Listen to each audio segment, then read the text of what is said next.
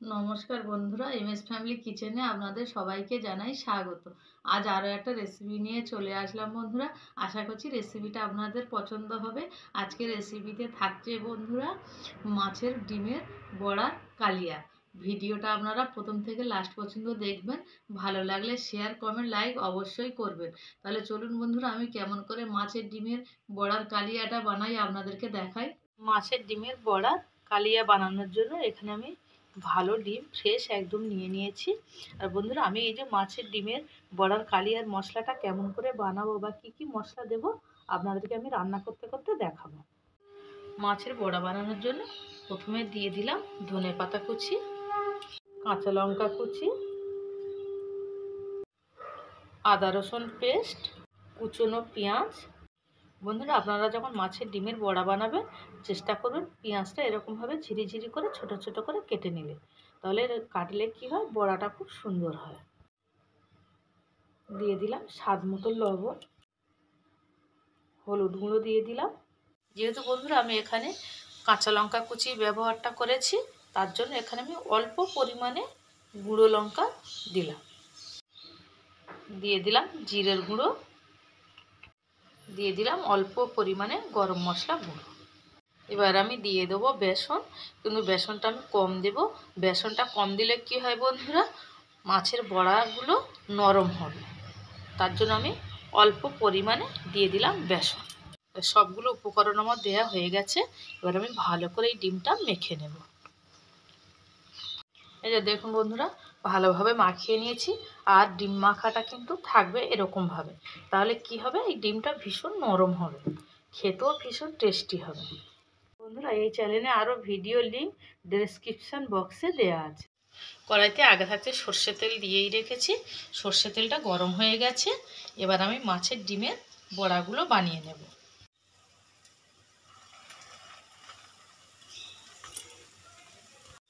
যেহেতু বন্ধুরা আমি এখানে বেসনটা কম রেখেছি, তার জন্য বড়াগুলো এরকমই হবে।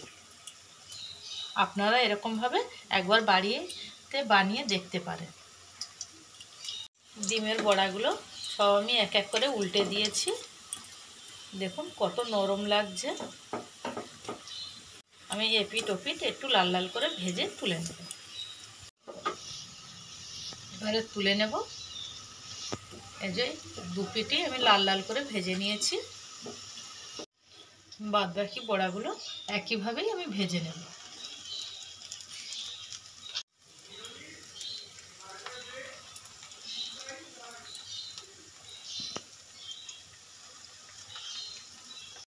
গ্যাসের ফ্লেমটা মিডিয়ামে রেখেছি, রেখে সব ডিমগুলো আমি দিয়ে দিয়েছি। দিয়ে এবার আমি আস্তে করে উল্টে দেব।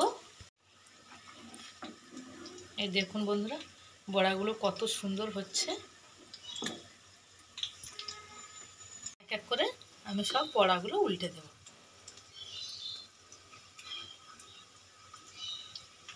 দেখুন বন্ধুরা, মাছের ডিমের বড়াগুলো সব বানানো হয়ে গেছে। ফোড়নে দিয়ে দিলাম দুটো শুকনো লঙ্কা, দুটো তেজপাতা, সাদা জিরে। এদিকে বন্ধুরা আমি একটা বড় সাইজের পেঁয়াজ পুরো পেস্ট করে নিয়ে হাফ পেস্ট মতন করে নিয়েছি মিক্সির মধ্যে। এই যে আপনাদেরকে দেখাচ্ছি।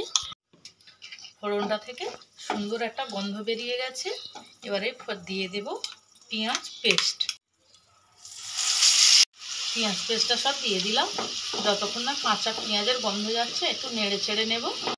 কাঁচা পেঁয়াজের গন্ধটা একদম চলে গেছে, পেঁয়াজের থেকে তেল ছেড়ে দিয়েছে। এবার আমি দিয়ে দেব টমেটো পেস্ট।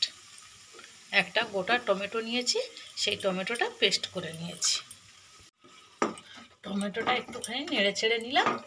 নিয়ে বন্ধুরা এবার আমি দিয়ে দেবো আদা রসুন পেস্ট। এবার আদা রসুন পেঁয়াজ টমেটো ভালো করে কষিয়ে নেব।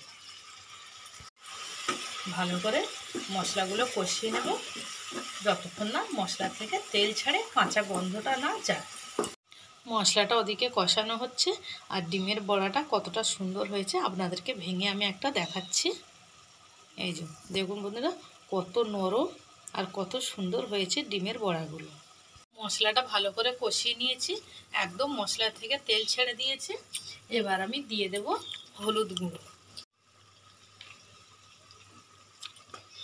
দিয়ে দিলাম লঙ্কার গুঁড়ো। দিয়ে দিলাম জিরের গুঁড়ো, দিয়ে দিলাম স্বাদ মতো লবণ।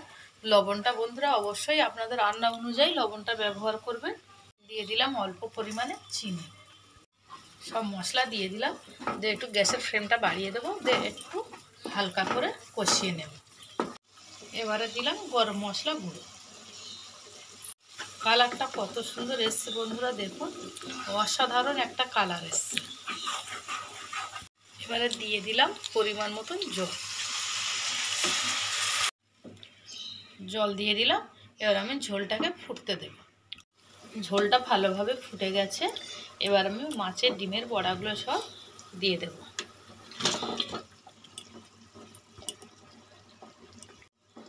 বড়াগুলো সব দেওয়া হয়ে গেছে। এবার আমি কিছুক্ষণ ফুটিয়ে নেব। হয়ে গেছে বন্ধুরা মাছের ডিমের বড়ার কালিয়া। ওপর দিয়ে একটু ধনেপাতা ছড়িয়ে দেব। হয়ে গেছে বন্ধুরা। আর বন্ধুরা এই যে মাছের ডিমের বড়ার কালিয়াটা আপনাদের কেমন লাগলো আমাকে কমেন্ট করে জানাবেন, আর আমার চ্যানেলটাকে সাবস্ক্রাইব করবেন। হয়ে গেছে, এবার গ্যাসের ফ্লেম অফ করে দেব।